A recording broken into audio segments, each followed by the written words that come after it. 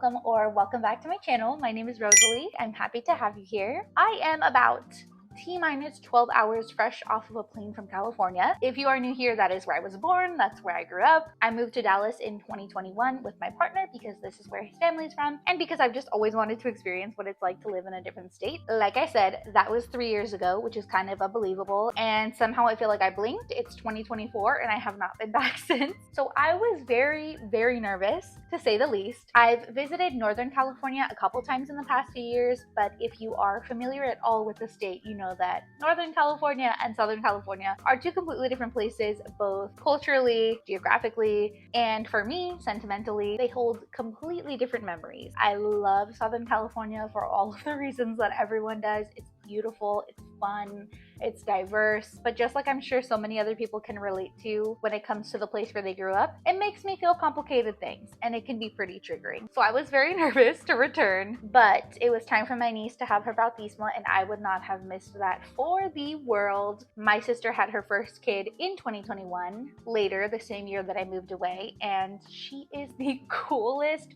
funniest, cutest little human. I love her so much. There is truly nothing more sacred than being a tia. If you know, you know. It's something that I cannot explain. And regardless of how nervous I was to be back, there was absolutely no way that I was missing a milestone in her life. And it actually ended up being really wonderful. I actually filmed an entire video preparing for this trip, walking through a psychiatrist appointment, running through my coping mechanisms, leaning into my routine, all of the above. But ultimately, it just felt a little bit too vulnerable to share on the internet. So if you are interested in the conversation of coping skills and how to prepare for a situation that is triggering for you, whether you're a person who lives with complex PTSD or not, I will definitely go ahead and include some of what works for me here, because while the coping skills that work for you might be different than what work for me, as I always say, I do think that there's so much value in having these conversations candidly, and along with showing you this beautiful montage of California sunsets and horses and Mexican food, also being transparent about the behind the scenes of what it took for me to enjoy that. But anyway, it was a beautiful trip. In true water sign fashion, I am drawn to large bodies of water, and the hill that I will die on is Pacific Ocean supremacy. One of the biggest culture shocks that I had moving to the south is that the ocean is warm. If I wanted to submerge my body in a pool of warm water, I would take a bath.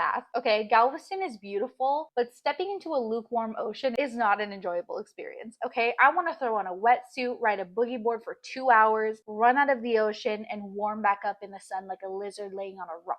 Okay, the ocean should be cold. And being there again just reaffirmed my opinion. Also, you would think that Texas sharing a border with Mexico would make its Mexican food comparable to the Mexican food in Southern California, but it does not. I know that some people will heavily disagree, and that's fine. I actually thought maybe I was being a little bit dramatic, maybe my memory was deceiving me and the food wasn't really that good. I was going to go back and be like, this is fine. That absolutely was not the case. The most hole in the wall, drive through, no reviews on Yelp, doesn't even have a website, Mexican restaurants effortlessly surpass the Mexican food of even our favorite, most highly rated Mexican food in Dallas, Texas. Okay, I said what I said. It just is what it is. Okay, it just is. And best of all, I got to spend time with my sister, brother-in-law, and my niece. It felt like such an adult milestone to be at her baptismal party, sitting at a table with all the other tias, kikiing, exchanging chisme, having drinks together, taking pictures with her. I am so grateful for the way that those women are community to me and the way that they're community for her. I know that being a tio or a tia that lives halfway across the country is definitely a common experience. So you can understand how much peace it gives me to know that she has such a village around her there and is growing up in such a melting pot of love and language and culture and activities and excitement. So it was nice. It was really nice to be back. And now that I have talked your ear off about my trip,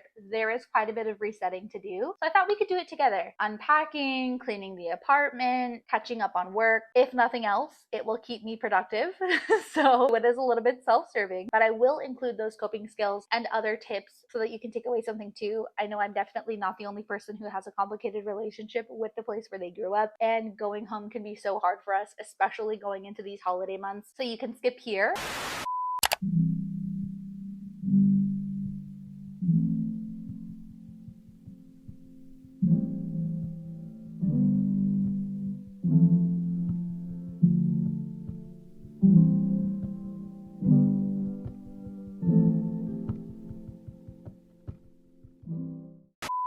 if that is what you're curious about. Otherwise, let's get into resetting and start by making a coffee.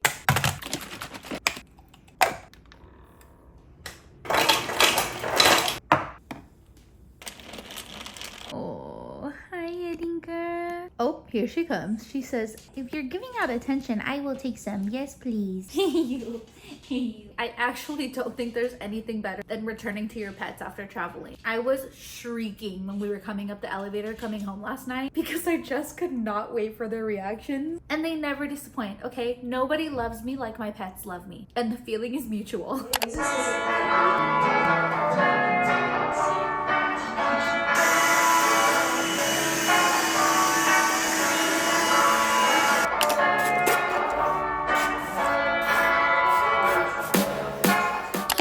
It is obviously so sweet and well-intentioned, but it gives me so much anxiety. Obviously, whenever we travel, I try to leave the house clean before we leave, but that doesn't always happen. And I can never leave dishes in my sink because my pet sitter will wash them when she comes to check on the pets, which she does not have to do, but she does it. And it makes me feel like scum of the earth because that's not her job. And we obviously didn't ask her to do it, and it's nice that she did it, but it just makes me feel shitty.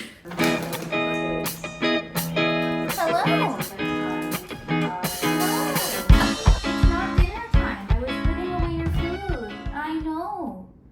I know that's very confusing. It's okay. I love you.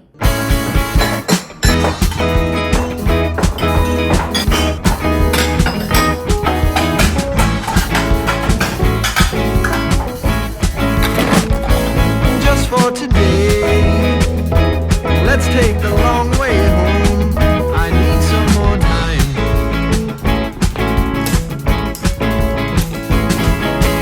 Hey, I just sing what the songbirds say, but I need a new line.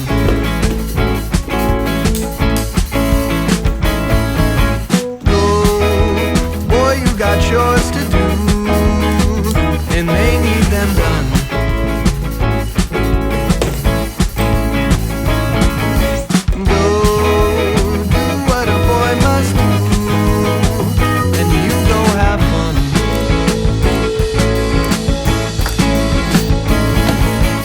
Started to make sense to him, he no longer cared, and life showed up right next to him, and joy into the air. Oh, what I would give to be a lad again. Now everybody wants you out on your own. I won't go, I won't. Just for today, let's take the shortcut home.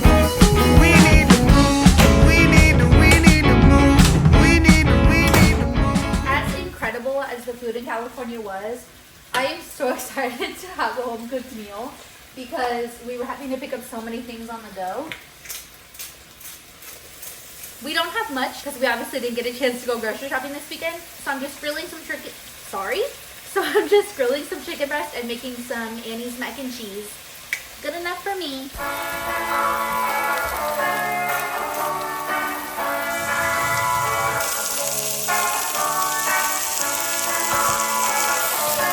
Hello, can I speak my truth? I feel like crap today. I don't know why. Well, I kind of know why. My sleeping schedule is out of whack and that totally just makes everything out of whack. And I think I'm just a little discouraged because it feels like one of those days when time is getting ahead of me and I haven't even accomplished anything yet. But I need to remember that it is never too late to start. I'm clearly in a weird mood, but I'm going to control what I can control, take these weird feelings and just turn them into action. On a positive note, one of my friends ended up coming over last night for a little impromptu craft night, and that was very fun, very needed. I love a little yap and craft. I love a little ramble to me about your current hyperfixation. I love a little open up your favorites on TikTok and show them to me so we can giggle together. That's my favorite. So that was very fun. And then this morning we woke up to our first fall rain, which was so cozy. It did spook Roxy a little bit and she crawled into bed crying, which was very sad. But I am very, very, very excited about the temperatures finally starting to drop. There is truly nothing more enjoyable than a 44 degrees and sunny morning. A brisk walk with your parka zipped up all the way, cheeks burning, you can see your breath in front of you.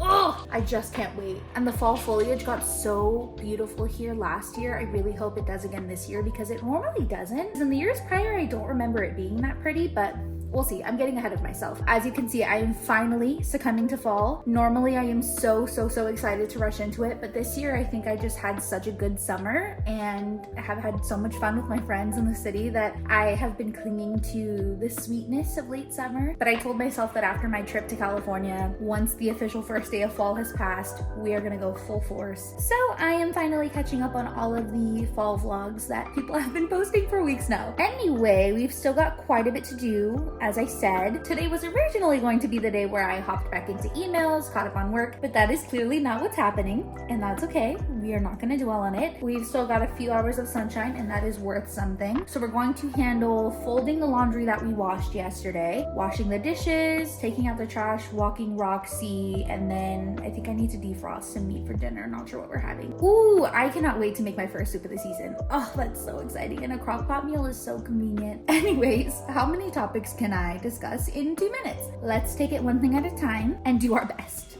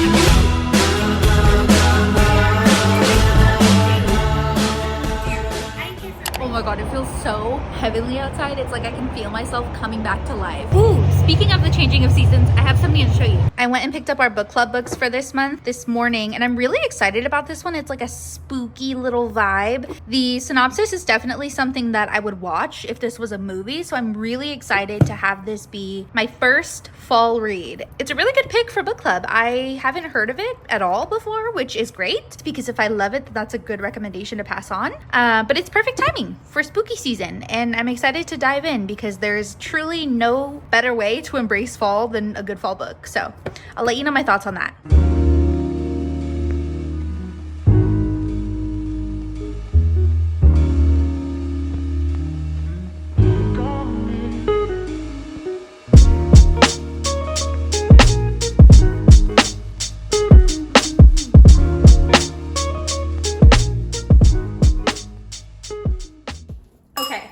It's Thursday and I am just now meal prepping, but you know what?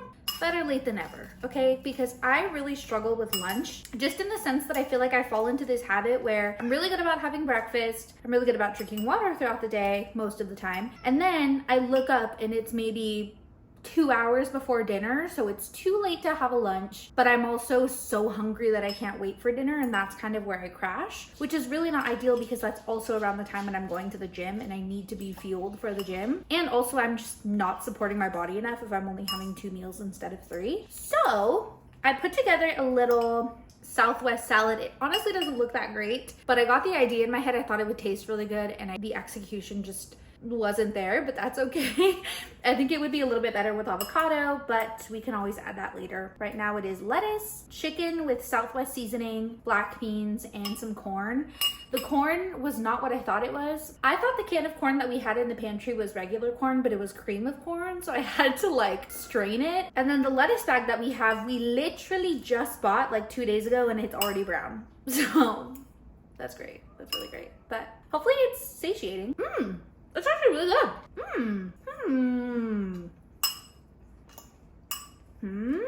I know this is gonna sound like girl shut up, but it kind of tastes like Taco Bell. It's obviously not Taco Bell, okay? But it kind of tastes like it. It's the tortilla strips that do it for me. Let me show you which ones I have. Obviously, you can get any tortilla chip and it'll probably taste the same, but these are just the organic restaurant style salted tortilla chips from Whole Foods. They also make a non-salted. Cool. I love when Edinburgh uses the litter box while I'm talking. They also sell a non-salted version, but I don't hate myself, so. Okay, I'm gonna enjoy this and then we'll head to the gym together. Looking around, nobody's with me, guess I'll move on ahead. Searching the ground, 'cause I've been here before, it's all inside my head. Is it not strange how we all find something wrong with each other, the other?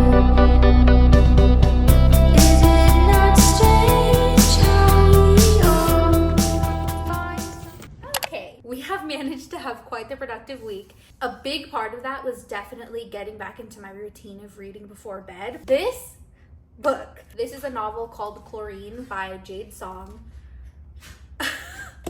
I wasn't really sure what to expect with this one, but I'm so glad I decided to pick it up this week because it was something I truly could not put down. So let me give you a little bit of a rundown. I won't give you any spoilers, but I am going to give you a few themes. So if you were planning on reading this for yourself, maybe don't listen, but also I won't be telling you exactly what happens. I'll just be kind of telling you what it entails, so you know if you're interested in it. It is sapphic butter that just melts into your brain and infiltrates whatever area is responsible for curiosity. It's a glimpse of what it's like being a person of color in the United States, having immigrant parents, having a wealth gap between yourself and maybe the other kids that you go to school with, what it's like to hyperfixate on a competitive sport, not just for the sake of it, but also for the sake of having a future. It's a coming of age story. It's a queer awakening story. It's a story about creepy men who constantly cross boundaries without ever facing any consequences. It's wild. I cannot recommend this book enough. I am so glad I read it. I've had this sitting on my bookshelf for like 6 months at this point, and I am just so glad that I did not miss out on the experience that was this story. I love it. I don't even know what to call it. I love it. So if you were looking for a new book to read, there you go. A reminder as always to support your local libraries and give them a chance. They have so much to offer. It's free, there's events, you can meet people, there's so many books, there's computers. The ambiance is nice. Just go support your local library, please. And on that note, I bid you farewell. I am already filming the next vlog, so I will see you very soon. The next few weeks are full of so many exciting things. I'm so ready for the fall. I'm really just trying to lean into this chapter of my life and be present for my community and my hobbies. Thank you so much for being here, and I'll see you soon.